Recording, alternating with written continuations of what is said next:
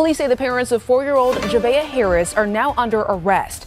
The missing child is at the center of a massive search that is sadly now leading to a deadly update. News 19's Ariana Clay is sharing more from today's news conference, including ongoing efforts centered around this little girl. I'm deeply saddened to tell you that our investigation and evidence leads us to believe that 4-year-old Javeayah Harris is deceased. It's the outcome that we all feared, and sadly, it's the outcome that we must face. South Carolina, June 30th, 2026. It is a Tuesday evening in summer. Children are finishing dinner. Neighbors are sitting on porches. In a neighborhood on the edge of Aiken, a woman steps outside to call her daughter in for the night. She looks at the yard. She looks at the chicken coop. She looks at the pathway into the woods. She doesn't see anyone. At 8:45 in the evening, Michelle Herring, 22, calls Aiken County 911. She tells the dispatcher she cannot find her daughter, a 4-year-old girl named Javeayah. She says Javeayah had been playing near the family's chicken coop. She sounds frantic. She says she is 39 weeks pregnant and couldn't keep up with the child the way she normally would. The dispatcher asks for a description. Herring describes the little girl. Pink Minnie Mouse pajamas, pink beads in her braids, Crocs on her feet. Javeayah's favorite color was pink. Within minutes, deputies were on the scene. Within hours, the search would grow into one of the largest missing child operations in recent Aiken County history. Within days, everything the public thought it knew about this case would collapse. Javeayah Kemauni Harris was 4 years old, and by all accounts she was a little girl who demanded to be loved closely. Neighbors who knew her described her as a child who did not like to be far from someone she trusted. The Aiken County Sheriff's Office, in their earliest press releases, described Javeayah in 3 words: smart, talkative, and friendly. She was described by her mother during the 911 call as possibly being on the autism spectrum. Though a formal diagnosis had not yet been confirmed, she was, after all, only just turning 4. But she could carry on a full conversation, Herring told the dispatcher. She was bright. She was curious. She loved chickens, apparently. The family kept a chicken coop in the yard, and according to her mother, Javeayah could often be found there, even when she wasn't supposed to be. The family had only recently moved to Aiken. Court records indicate that Javeayah's parents, Javeayah Harris, 23, and Michelle Herring, 22, had previously lived on Harris Street in Union County, South Carolina, from 2024 into 2025, where court records show both were named in separate eviction proceedings during that time. They had since relocated to Aiken County and, according to Herring's 911 call, had only recently purchased or moved into the home on Hillsborough Street. Herring told the 911 dispatcher she wasn't yet familiar with the neighborhood. On the evening of June 30th, 2026, Michelle Herring was 39 weeks pregnant, a detail she mentioned to the 911 dispatcher as she tried to explain why she hadn't been watching the child more closely. The following morning, July 1st, she gave birth.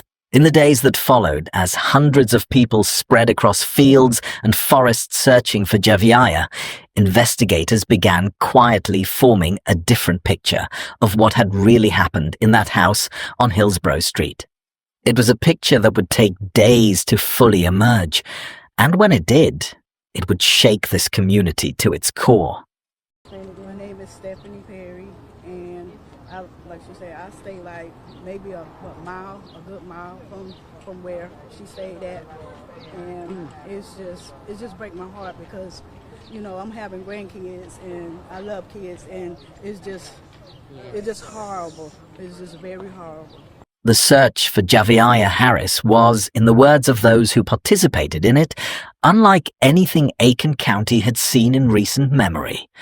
Within hours of the 911 call on the night of June 30th, deputies and emergency responders had launched an immediate ground search. By the following morning, the operation had grown dramatically. Multiple law enforcement agencies joined, helicopters swept the skies, K9 units worked the tree line, drones mapped acreage that would have taken searchers days to cover on foot. According to the Aiken County Sheriff's Office, more than 5,000 acres would ultimately be searched. The South Carolina Law Enforcement Division, known as SLED, assisted. So did the South Carolina Army National Guard, whose Alpha Company pilots provided aerial support. Emergency management personnel blanketed the area, using what authorities described as proven search and rescue techniques. The community responded with an outpouring of support that, under different circumstances, might have felt like cause for hope. Volunteers arrived from across the region. A local restaurant owner, Alok Kumar Akse, proprietor of Taj of Aiken Indian Cuisine, prepared and delivered 60 meals to search crews on the 4th of July. Churches held vigils. A growing makeshift memorial began forming around the family's mailbox. For 4 days, the public held on to the possibility that Javeayah was simply lost, that she had wandered into the woods, that she was frightened and hiding somewhere, that she could still be found. Some neighbors were not so certain. One woman, identified publicly only as Ms. Young, told a local television station that the story of Javeayah simply wandering off didn't sit right with her. This, she said, was a child who wouldn't cross the street alone, who wanted to hold your hand to walk to the refrigerator. Ms. Young also told reporters that others in the neighborhood had, at various points, taken it upon themselves to feed Javeayah, bathe her, and give her clean clothes and then send her home. She said she was not the only neighbor who had noticed something wasn't right. Court testimony would later reveal a separate strand of concern. Investigators testified that Herring's uncle, a man referred to in reporting as June Bug, had been sending text messages to Herring weeks before the 911 call, asking about Javeayah's whereabouts because he hadn't seen the child. The nature and content of those messages have not been fully disclosed in public court proceedings as of the date of this documentary. Meanwhile, behind the scenes, something significant was happening inside the investigation. At some point, during those 4 days of searching, investigators have not specified exactly when or what triggered it. The case shifted. Detectives were no longer searching for a missing child. They were investigating a homicide. On Independence Day, Sheriff Sawyer stepped before cameras and delivered the news the thousands of searchers and a watching nation had dreaded. The sheriff said his office had put every resource available to find Javeayah and bring her home safely. Sadly, he said, it was already too late to save her the moment the 911 call came in on June 30th. His investigation, he said, supported that she had been deceased for at least 1 month.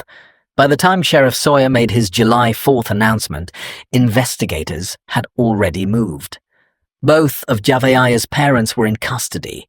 Javeayah Harris, 23, was arrested on charges of homicide by child abuse. Mikulai Herring, 22, was arrested on the same charge and on an additional count of filing a false police report.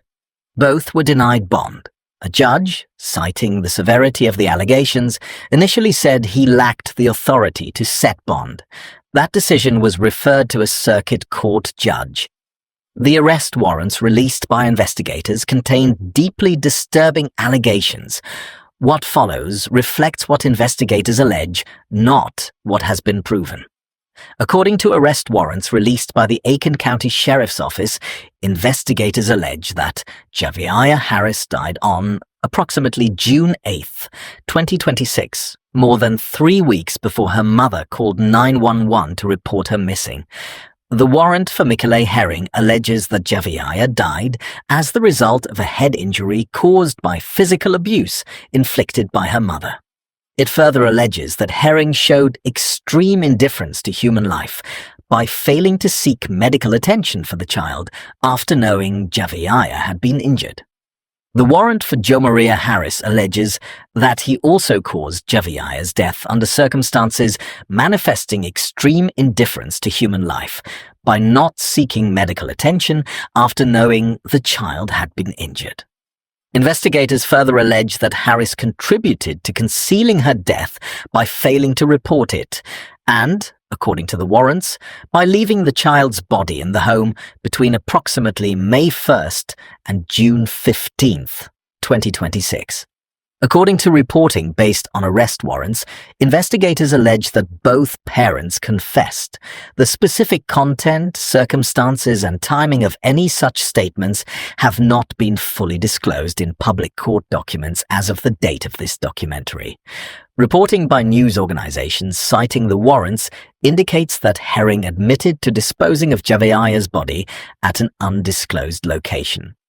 The specific details of that admission, as they were understood at the time of the arrests, were not fully released to the public. Armed with the information gathered in those first critical days, investigators expanded their search far beyond Aiken County. Authorities acknowledged they were looking at areas in Fairfield County, South Carolina, specifically near the Debutary Creek access area in the Cedar Creek Reservoir, also known locally as Stumpy Pond. The South Carolina Law Enforcement Division sent out investigators. The South Carolina Department of Natural Resources deployed its investigations unit, dive team, and K-9 unit. Fairfield County Sheriff's deputies maintained perimeter security. The Aiken County Coroner's Office joined investigators at the family home on Hillsborough Street, where authorities posted crime tape and spent time searching the adjacent woods, not for the body. A law enforcement source told News 12, but for evidence. A petition, meanwhile, began circulating online, calling on South Carolina lawmakers to pass what supporters called Javeayah's Law, a measure aimed at closing what proponents described as a federal loophole in child protection statutes. On the morning of July 9th, 2026, 9 days after the 911 call, Aiken County Sheriff Marty Sawyer returned to the podium. He was flanked by dozens of staff members from his office. Many of them wore pink ribbons and pink ties. Pink had been Javeayah's favorite color. What he disclosed was among the most disturbing revelations in the case's short and devastating history. According to Sheriff Sawyer, investigators had recovered a small number of human remains from Cedar Creek Reservoir. Those remains were immediately sent to SLED for DNA testing. The results confirmed they were the biological offspring of Javeayah Harris and Michelle Herring. Javeayah had been found, not as anyone had hoped, but found. What investigators allege happened to her body after her death is, by Sheriff Sawyer's own words, something that shocked a 37-year law enforcement veteran. According to Sheriff Sawyer, investigators allege that both parents made extensive and deliberate efforts to destroy and conceal evidence of Javeayah's remains after her death. He alleged that corrosive chemicals and other tools were used to accelerate the destruction of her body, and that afterward, what remained was poured into the reservoir. Because of the alleged destruction, investigators say it is doubtful that all of Javeayah's remains will ever be recovered. Both parents were charged with the additional offense of destruction and desecration of human remains. Bond was denied again, with the judge citing risk of flight. The community of Aiken had been watching and waiting and hoping for 9 days. Now they mourned. Community members visited the memorial outside the family's home. Local mothers said they had cried and cried for a child they had never known. One Aiken County resident, a mother of 7 who also has a 4-year-old at home, said she couldn't understand how something like this could happen. On the evening of July 8th, the night before the sheriff's final announcement, roughly 100 people gathered in a more organized community vigil. They had come to honor a little girl most of them had never met. 1 week after the 911 call, Bethel Baptist Church, the congregation that had opened its doors to investigators and searchers throughout the ordeal, gathered again, not to search, to remember. Javeayah's newborn sister, born the morning after the 911 call, had been placed with her paternal grandmother, according to a family friend who spoke to local media. The infant was described as healthy and in the care of family. As of July 10th, 2026, Javeayah Harris and Michelle Herring remain in custody at the Aiken County Detention Center. Both are presumed innocent under the law. Neither has entered a plea that has been publicly reported. It is unclear, as of this writing, whether either has retained legal representation. They are each charged with homicide by child abuse. Herring also faces a charge of filing a false police report. Both now face an additional charge of destruction and desecration of human remains, following the July 9th discoveries. Prosecutors have not publicly announced whether additional charges are under consideration. Court appearances are expected in the coming months. Local reporting indicates both parents are expected to return to court in September 2026. Despite the arrests, the confessions alleged by investigators, the DNA identification of remains, and the sheriff's public statements, many of the most fundamental questions about this case remain unanswered in the public record. Investigators have not publicly disclosed what evidence, witness account, digital record, or forensic finding caused them to shift from a missing child investigation to a homicide investigation during those first 4 days of searching. They have not explained precisely how or where Javeayah died, whether inside the family home, elsewhere in Aiken County, or at another location entirely. They have not described in public what role, if any, each parent played differently from the other, or whether prosecutors intend to allege differing degrees of responsibility.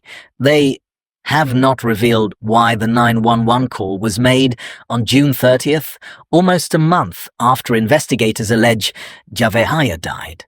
They have not suggested whether the timing had any connection to Herring's pregnancy or the impending birth of the couple's second child, and law enforcement has explicitly declined to draw that link from the public evidence available. Many of those answers may not become available to the public until forensic evidence is collected, remaining court documents are unsealed, and prosecutors begin laying out their case at trial. Javeayah Kemauni Harris was 4 years old. She liked chickens and Minnie Mouse and the color pink. She liked to hold people's hands, even walking across a room.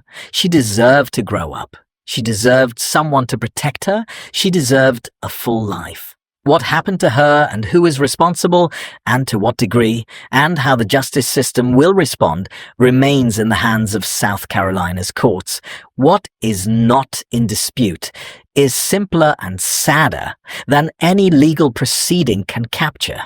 A little girl is gone, and the community of Aiken, those who searched for her, fed the search crews, gathered at her memorial, wore her favorite color, and wept for a child most of them never knew, has made clear that, whatever the courts ultimately decide, Javeayah will not be forgotten.